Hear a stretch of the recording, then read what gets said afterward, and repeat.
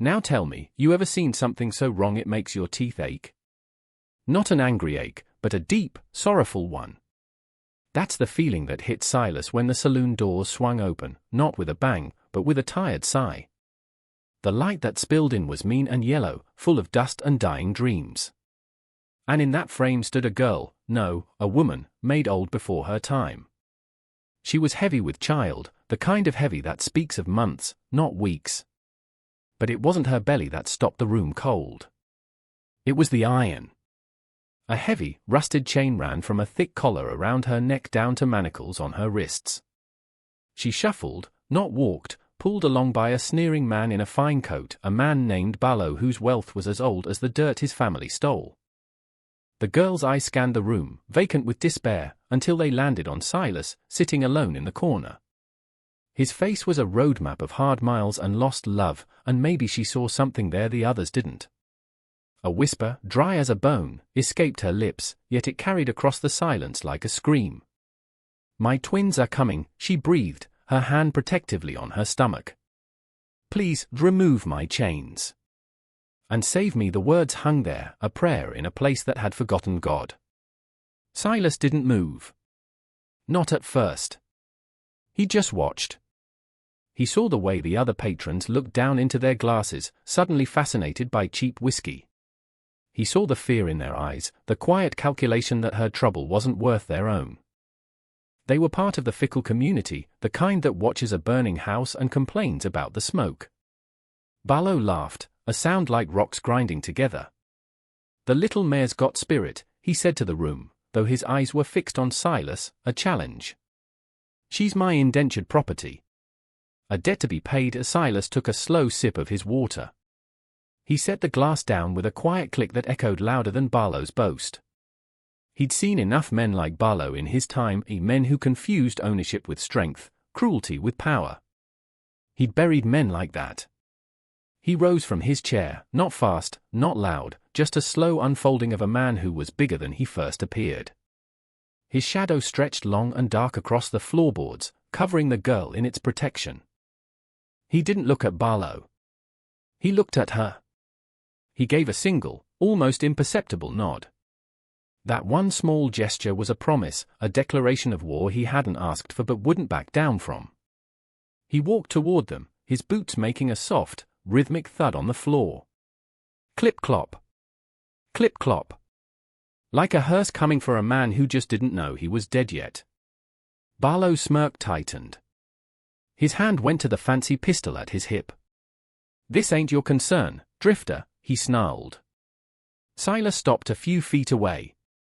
His voice, when it came, was gravel and dust. "Cut her down." It wasn't a request. It was an order from a higher authority than Barlow had ever met. Barlow laughed again, but this time it was brittle. "Or what?" Silas's eyes, the color of a stormy sky, finally met his. "Or I'll take the key from your corpse." There was no poetry in it. No threat. Just a statement of fact. You could feel the air in the room get thick, heavy. The patrons held their breath. Barlow looked at Silas, really looked at him, and for the first time, he saw not a drifter, but an ending. He saw the cold, quiet certainty of a man who had nothing left to lose and had decided to gain one thing, this woman's freedom. With a shaking hand, Barlow fumbled for the key, unlocked the collar, and let it fall with a heavy clang. Silas stepped forward, put a hand on the woman's arm, and led her out into the unforgiving sun, leaving the silence and the shame behind them. The journey to his homestead was a silent one.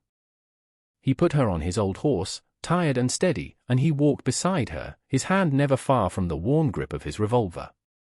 The sun beat down, trying to finish the job the town's cruelty had started. She swayed in the saddle, exhausted but upright. She never spoke a word. They arrived at a place that was more geography than home, a small, weathered cabin hunkered down against a mesa, like it was hiding from the sky. It was stark, lonely, and clean. Inside, he gave her water and a piece of bread, which she ate like a starving animal. Then, he went to his shed and came back with a file and a small hammer. He knelt before her, and without a word, began the slow, arduous work of freeing her wrists. The The sound filled the small cabin for the next hour, the rhythmic scrape of metal on metal. SHHHK, SHHHK, SHHHK. It was the sound of bondage turning to dust. It was the sound of a promise being kept. When the last manacle fell away, she didn't cry. She simply rubbed her raw, scarred wrists and looked at her own hands as if seeing them for the first time. They were her own again. The days that followed were a quiet dance of healing. Silas slept on the porch, giving her the cabin, the bed, the privacy. He'd leave a plate of food on the table for her and go out to mend fences or tend to his horse, never making her feel watched or indebted. He never asked her name. He never asked how she came to be in chains. He knew that some stories are too heavy to be told, they have to be set down, piece by piece, when the person is strong enough to lift them. He called her at first, she stayed inside, a ghost in his small home. Then, one morning, he found his ripped shirt, the one he'd left on a chair, had been mended with neat, careful stitches. The next day, she swept the porch. The day after that, she was humming a tune he didn't recognize while she pulled weeds from the parched earth around the cabin. Her name, he learned, was Ilara. She told him one evening as they watched the sunset paint the desert in shades of purple and orange. She didn't offer any more, and he didn't ask. Her name was enough. It was a start. One afternoon, she drew pictures in the dust with a stick. 2 small figures, side by side. Her children. She told him then. A little bit. She was an orphan, sold into indenture to Barlow to pay a family debt that wasn't even hers. She worked his kitchens, silent and invisible, until his eye fell on her. When she refused him, he grew cruel. When he found she was with child, another man's, a kind farmhand who had been run off Barlow's land, his pride turned to poison. He chained her, not just to keep her from running, but to show everyone what he believed. That she was his. That her life, and the lives inside her, were his to command or destroy. As she spoke, her voice was quiet, but it didn't tremble. It was the voice of a survivor recounting a history that no longer owned her. Silas just listened, his jaw tight, his hands clenched into fists.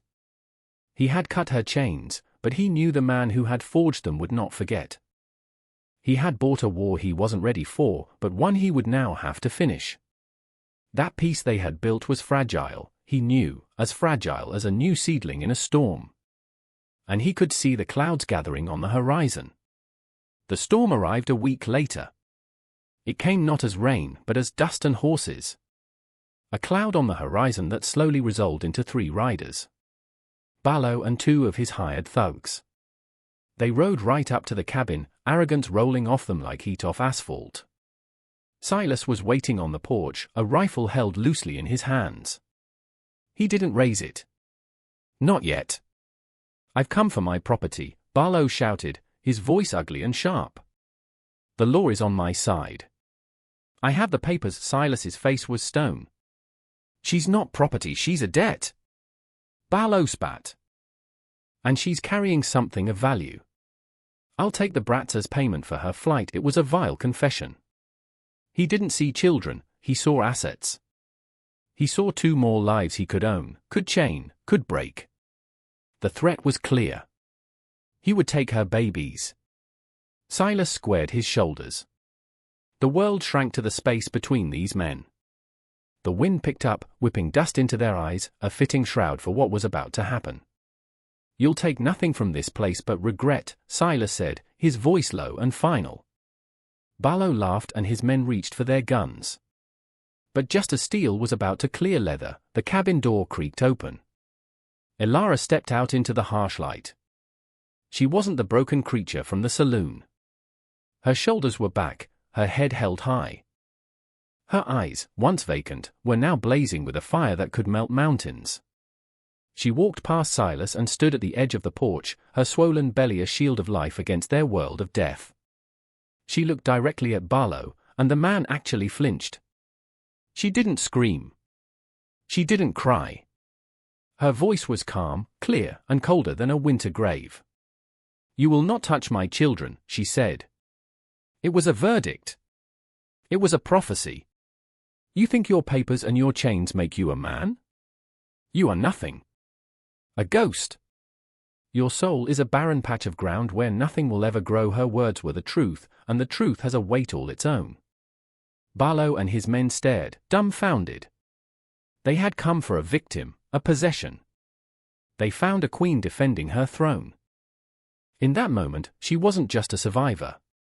She was a force of nature. That's the thing about bullies, my friend. They rely on fear. And when you take that away, they're just empty, noisy shells. Barlow looked from her unyielding face to Silas's steady hands on that rifle, and he saw a fight he couldn't win. Not with guns, not with laws, not with anything he owned.